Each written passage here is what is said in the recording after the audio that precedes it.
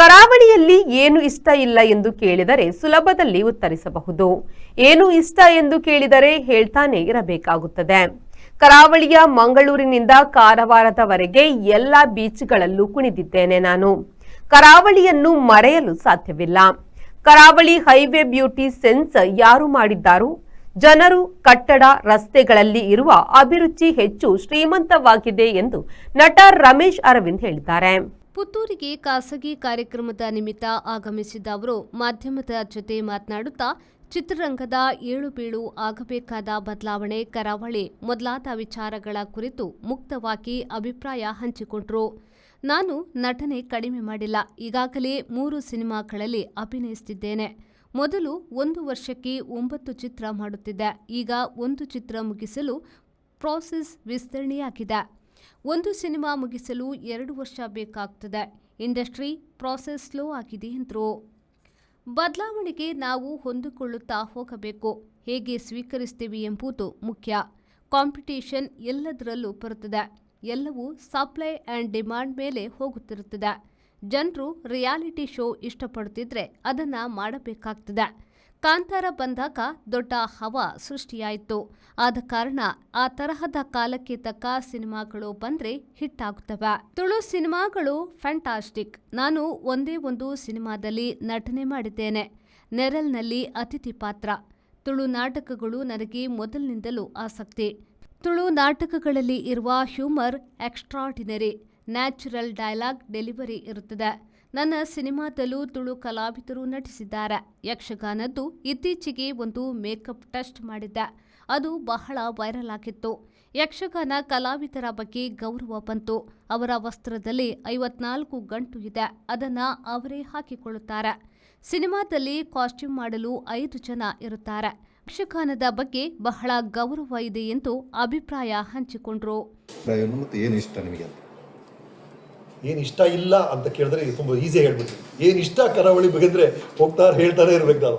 ನೀವು ಕರಾವಳಿಯಲ್ಲಿ from Mangaluru to Karwar sir, ಆ ಕೋಸ್ಟ್ ಲೈನ್ ಇದೆಯಲ್ಲ, ಆ ಎಲ್ಲ ಬೀಚಲ್ಲೂ ಕುಡ್ದಿದ್ದೀನಿ ನಾನು. ಪ್ರತಿಯೊಂದು ಮಂಗಳೂರಲ್ಲಿ ಶುರುವಾಗಿ ಕಾಪುಗೆ ಬನ್ನಿ, ಆಮೇಲೆ ಉಡುಪಿಗೆ ಬನ್ನಿ, ಈ ಕಡೆ ಅಮೆರಿಕಾ ಶೂಟ್ ಮಾಡಿದೆ, ಹೊನ್ನಾವರ ಸಂಭ್ರಮ ಶೂಟ್ ಮಾಡಿದೆ, ಅದಾದ್ಮೇಲೆ ಕಾರವಾರ ಶಿವೈಸೂರು ಮಧ್ಯದಲ್ಲಿ ಈ ಥರ ಪ್ರತಿಯೊಂದು ಬೀಚಲ್ಲೂ ನಾನು ಶೂಟ್ ಮಾಡಿದ್ದೀನಿ.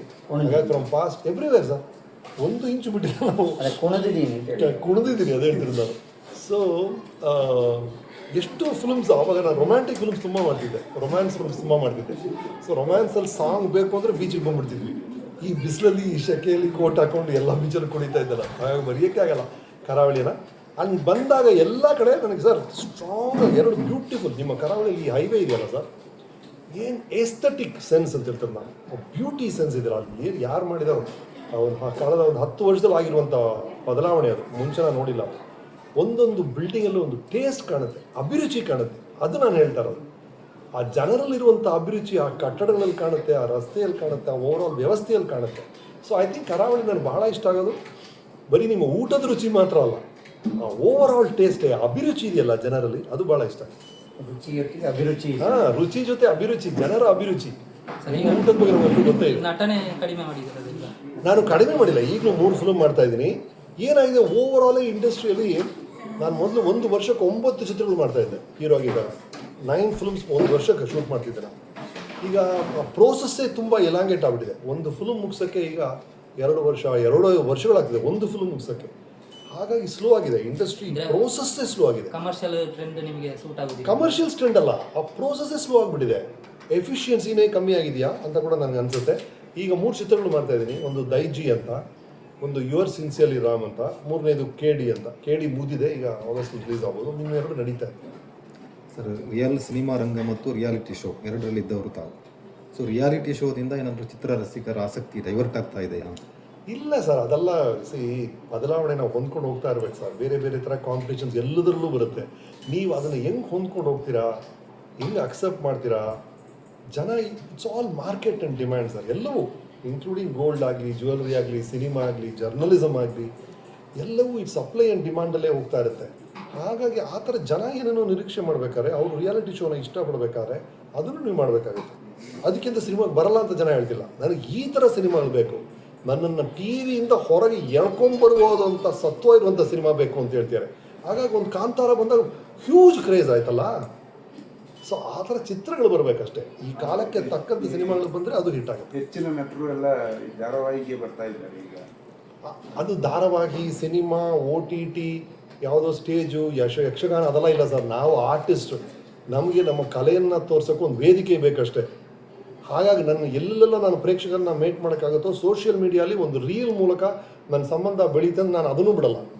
ಒಬ್ಬ ಒಳ್ಳೆ ಕಲಾವಿದ ಅದನ್ನು ಬಿಡೋದೇ ಇಲ್ಲ.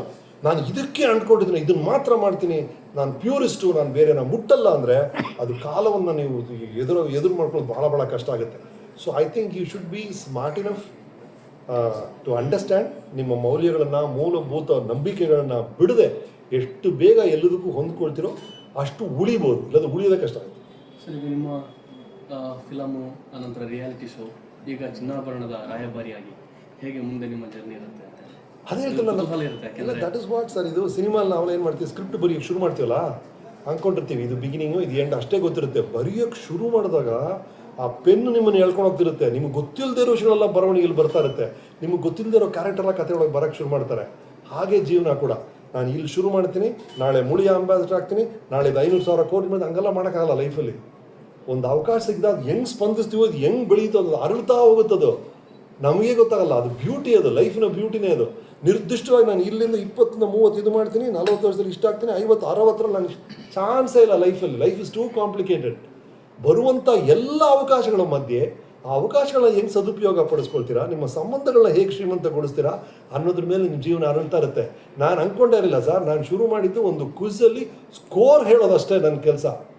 ಅಂದರೆ ಆ ಕ್ವಿಝ್ ಬೇರೆ ಯಾರೋ ಮಾಡ್ತಿದ್ದಾರೆ, ನನ್ನ ಕೆಲಸ ಇವ್ರಿಗೆ 3 ಅಂಕೆ, ಇವರು ಸರಿಯಾದ ಉತ್ತರ ಹೇಳಿದರೆ ಒಂದು 4 ಅಂಕೆ ಕೊಡಿ, ಅಷ್ಟೇ ನನ್ನ ಕೆಲಸ ಇದ್ದಿದ್ದು. ಆ ವ್ಯಕ್ತಿ ಕೊನೆಗೆ ವೀಕೆಂಡ್ ರಮೇಶ್ ಮಾಡ್ತಾನೆ ಯಾರಿಗೆ ಗೊತ್ತಿದ್ದು, ನನಗೇ ಗೊತ್ತಿರಲಿಲ್ಲ. ಹಂಗೆ ಹೇಳ್ಕೊಂಡು ಹೋಗುತ್ತೆ ಜೀವನ. ಸೊ ಆ ಥರ ಫ್ಯೂಚರ್ ಪ್ಲ್ಯಾನ್ಸ್ ಅದೆಲ್ಲ ಏನಿಲ್ಲ. ಮಾಡೋದು ಏನು ಮಾಡಿದ್ರು ಶ್ರೇಷ್ಠವಾಗಿ ಮಾಡಬೇಕು, ಅತಿ ಶ್ರೇಷ್ಠವಾಗಿ ಮಾಡಬೇಕು ಅನ್ನೋದು ನನ್ನ ತಲೆಯಲ್ಲಿದೆ.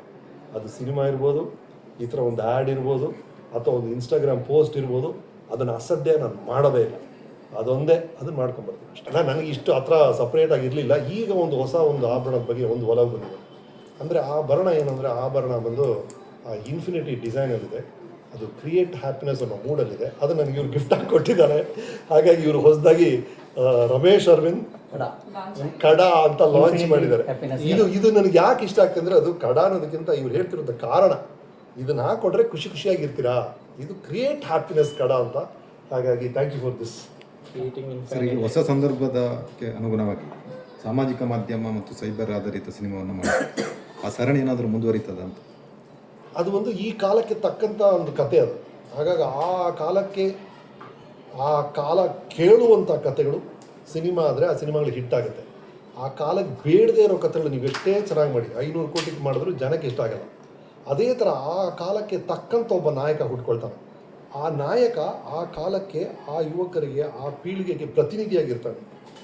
ಇದನ್ನು ಅರ್ಥ ಮಾಡಿಕೊಂಡೇ ನಾವು ಹೋಗಬೇಕು ಪ್ರತಿಯೊಂದು ಸಿನಿಮಾನು.